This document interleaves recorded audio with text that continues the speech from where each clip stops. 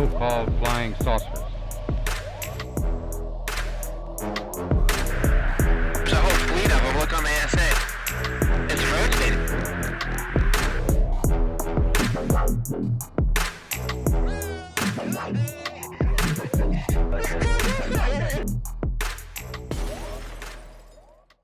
Welcome to Kill the Stigma. Today we're going to talk about catastrophic disclosure, controlled disclosure, or maybe something like an incoming event. Now, psicoactivo, my friend Pavel just dropped quite the bomb on an episode on talking about Karl Nell and how these rumors of an event were basically that he was the source. Now, would Karl Nell be in a position to have this sort of information? So I took some notes here. Let me tell you something about Karl Nell. Things he said. NHI is real, non-human intelligence is real, it's interacting with humanity, and there's people that are unelected in the government that are aware of this information. Now, this is the former deputy CTO of Northrop Grumman, gentlemen. But before that, he had a few jobs. He was working in the 90s for U.S. Space Command. Later, he worked for AT&T and then Lockheed Martin to help resolve anomalous behavior of satellites. Now, I don't know much about this. I will link it below. It's the source that I got this from was from Beyond Strangeness channel. He did an amazing episode on Karl Nell. I really want you guys to check it out. And I will add a small clip of something he said there. But you guys should just go there and check it out. He also worked for the DIA after Lockheed Martin. And he worked on basically crash retrievals. He wanted to retrieve hundreds of objects that were of strategical value for the United States, for weapons. Now, how many of those were special is the question. I don't know. After working for the DIA, that's when he ended up in Northrop Grumman, and then he was an engineer, and this guy, he's in the program, okay? There's no doubt about it. Now, I'm going to show you a clip of the Beyond Strangeness channel, and I hope that's okay. And then I'm going to show you Karl Nell talking himself. And then we're going to talk about the event. We're going to talk about, the three-body problem, and is this 3IA Atlas thing connected? Now, Karl Nell in the Soul Foundation talks about Avi Loeb. He talks about the legislation he wrote, the UAP Disclosure Act. He wrote that, right? He helped draft that. It's interesting how he mentioned how he wants Avi Loeb to be part of that and of that panel. And then it's interesting also how Avi Loeb is saying that this object coming towards us is an alien object. And it's also interesting when people that I know used to ask the Alessandro, what's a good science fiction book to read? Now, on an interview, he would say, Chains of Sea. Behind the scenes, he was telling people the three-body problem. Do I have evidence of that? Absolutely, I don't. Because I don't know Lou. I don't remember. He's never talked to him. Have I heard that people have told him that? Yes, I have. Three-body problem, the dark forest. Kind of what Avi Loeb is saying about this object. And anyways, let's go from there. Let's start, guys. He led a team that built and integrated a connected world monitoring sensor system for all branches of the U.S. Armed Forces. Can you imagine the interesting data coming out of that setup? Holy shit. While still in an advisory role to the Army Vice Chief of Staff, Colonel Nell collaborated and worked with Office of Secretary of Defense, DARPA, the NRO, advised the U.S. Air Force Rapid Capabilities Office that accelerates development, acquisition, and application of critical combat muscle for the U.S. Air Force, and the Space Security Defense Program. Oh, and he's also the only space-qualified Army participant in Joint Staffs. He's also a subject matter expert for Army Science Board Studies that provides advice about Army science to senior military leaders and about AI and machine learning during whole of government forums. So he's an AI, machine learning, military intelligence, aerospace, communications, defense contracting, weapons system development and recovery, combat commander, engineering expert, who's served those positions and industries primarily at the very top of each of them. You think old Karl Nell has seen some shit? What I wouldn't give to have been a fly on the wall in his office all these years. I mean, could you imagine? And while this level of achievement for one man in one lifetime is really hard to even wrap your mind around, what he said in support of Dave Grush's claims is why we're here. So what does Karl Nell say? What does Karl Nell say about UFOs, UAP disclosure? What is he trying to do, right? What is his message? Control disclosure. And for that, I'm going to let him do the talking. And then it gets kicked down the road if they say postpone. Schumer basically says, if you're postponing, you got to tell me exactly what you got to do to release it in a benchmark-driven plan. And then this plan basically becomes the declassification guidance going forward. Now, the point is that the president ultimately has the sole and non-delegable authority. So Congress can't impinge upon, presidential executive authority. So the president makes the ultimate decision based on these recommendations. But once the recommendation's made, they're either immediately disclosed or it's postponed, as we said, or put into, and the decision's put into the Federal Register within 14 days. So the president has to provide a reason to the board on what his decision is, both classified and unclassified. The unclassified reason gets published publicly within 14 days. The other point here is that all the records are to be disclosed within 25 years of the date of creation, unless the president deems otherwise. And Congress has appropriated or authorized the appropriation of $20 million to do this. All right, so I've got to kind of move a little faster here. So these are terms of reference in the legislation. So non-human intelligence, at least 18 times cited in there. Any sentient, intelligent, non-human life form, regardless of nature or ultimate origin, that may be presumed responsible for UAP, based on the earlier definition, or of which the federal government has become aware.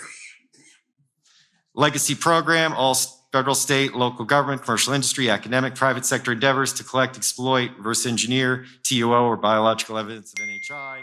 Prosaic attribution, you remember this was in both of those terms, UAP and TNO. Prosaic attribution, having a human, either foreign or domestic origin. So UAP is non-human, TNO, human. Technology of unknown origin, this is very important for the eminent domain clause. Any material or metamaterial, ejecta, crash debris, mechanisms, machinery, equipment, assemblies or sub-assemblies, engineering models or processes, damaged or intact aerospace vehicles, or damaged or intact ocean surface or undersea craft associated with UAP or incorporating science and technology lacking prosaic attribution or known means of human manufacture. So that's what eminent domain applies to. It's reasonably specific, I would say. All right, so there he discusses the eminent domain, how the goals of the legislation are. But this part's important, guys. This is the panel. Now, I want you to keep in mind Avi Loeb, okay? Avi Loeb, the Galileo Project, 3i Atlas, and tell me if you think it's possible that Avi Loeb is getting some sort of information from sources like Karl Nell. Please, just listen to this. It's very important. So this is the board. So there are 9 members of the board. 7 of those positions are specified explicitly: executive director, national security official, foreign service official, scientist, economist, professional historian, sociologist. How are these determined? They were determined to align with the instruments of national power. So historically, instruments of national power are diplomatic, military, and economic. There was a revision of that over time that added information into that. They created this concept called dime. Counterinsurgency coin came around, and we realized, okay, there's external elements of power and there are internal elements of power that sort of align with the nature of sovereignty. So they expanded the definition to come up with dime fill, which adds law enforcement and intelligence and financial. And there's also the political element. So you've got 8 elements of power plus an executive director. And the premise for this is that disclosure is going to happen using the instruments of national power, but disclosure also impacts the instruments of national power. And so you need practitioners of the instruments of national power for the president to have confidence in the recommendations he or she is getting from this panel, such that when he implements that decision, it's going to have a ramification that's understandable by people that are experienced in the field. So impartial citizens are to be appointed to the panel that aren't affiliated with any legacy program.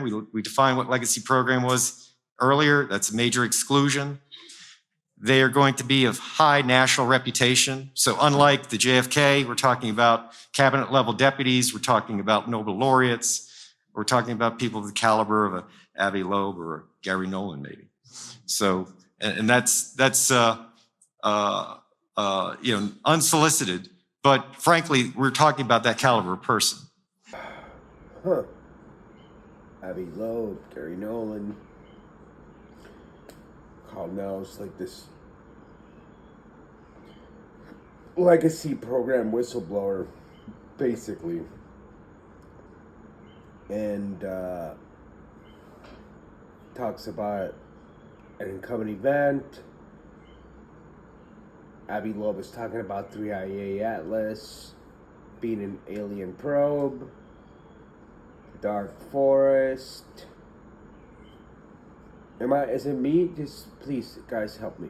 Because maybe I'm just trying to fit a puzzle, and I think I'm seeing the pieces starting to kind of match, and I want to know if it's me or if you guys see a connection as well. Now, I don't know what to make of all this, guys. I don't.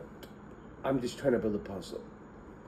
I know I'm not Area 52. Chris Ramsey, dude, okay, fine. Dude, I know I can't compare to you.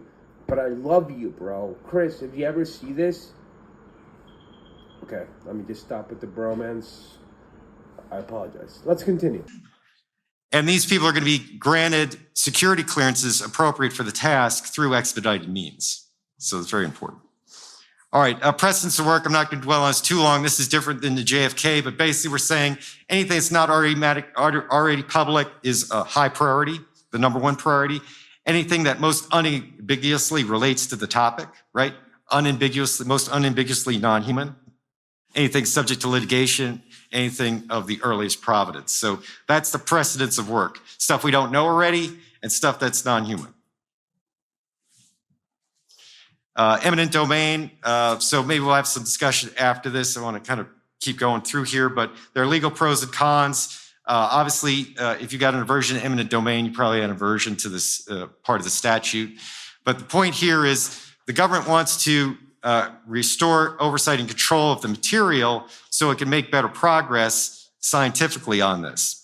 And so the challenge is, does that affect intellectual property rights? And the way the legislation is written is it does not, because any IP created out of the material is retained by the owner. All right, terms of reference disclosure. So the point here is there's a difference between controlled disclosure and catastrophic disclosure.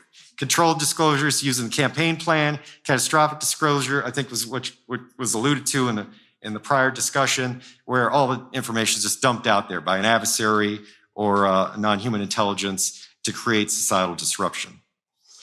All right, so this is an important slide because if we want to facilitate this board doing its work, then the barriers that impede that need to be lowered. And so you need to understand what the impediments are to disclosure. And so there's 6 reasons for non-disclosure: national security, lack of a plan, societal disruption, covert agreement, cover for misdeeds, and organizational intransigence. And you could just derive this from first principles. And so a lot of this has been talked about already, but let's look at societal disruption. Challenge to existing authority structures, ontological shock, market crash, false authority syndrome, stagnation of initiative. All of these are issues that are preventing disclosure. They're going to impact the plan that the board develops. If you actually shred through these issues, you realize these are really not government issues. These issues are more effectively solved in the private sector, in the academic sector, in legal reviews and policy discussions, in the natural sciences. So this tees up the opportunity for Saul Foundation and the members here to contribute to the solution of this plan, because there's a linkage here. I gotta say, I have to say this. I see Karl Nell talk and I'm like, preach, brother. He's like, this is not a government problem.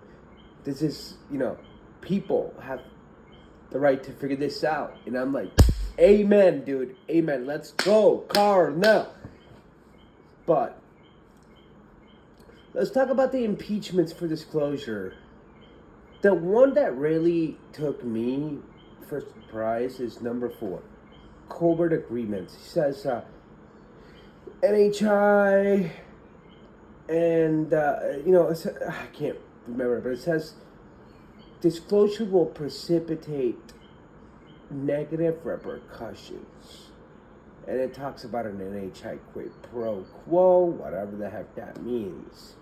But you know what was strange to me, and maybe it's just a coincidence. So guys, I need your help here. Please keep an eye on if we have any significant UAP hearings in the future, like September coming up, if we get any legit whistleblowers, please keep an eye on the flaps, keep an eye on the drones, on the mystery drone waves, okay?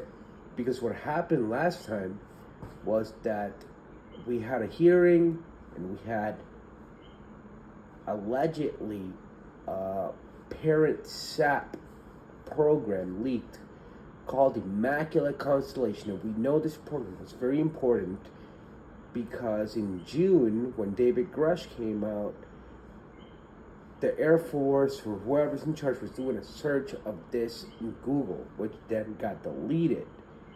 And that source came from Wright-Patterson Air Force Base. And they were trying to search if David Grush leaked anything about Immaculate Constellation. When that came out, what happened after?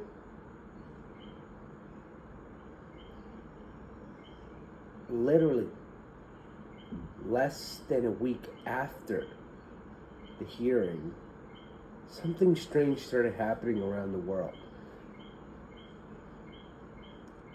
And it had happened before, but not like this. And it started in the UK, then it was all over the world, and I've talked about it a lot, but here's what I'm talking about.